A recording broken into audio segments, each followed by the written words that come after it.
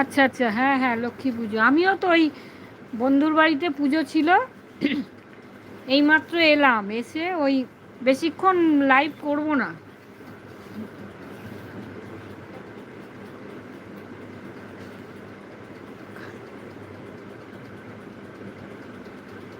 এইমাত্র ঢুকলাম, খুব পা হাত পা যন্ত্রণা করছে, ওই সর্ষের তেল মাখছি।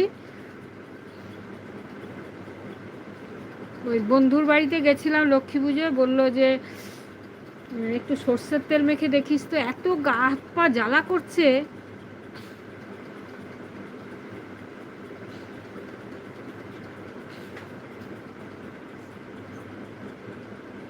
ওই তো বলছি, মানে এত গা হাত পা জ্বালা করছে, সে ওদের বাড়িতে গিয়েও বসতে পারিনি বেশি, ওই প্রসাদ খেয়েছি, ঠাকুর নমস্কার করেছি।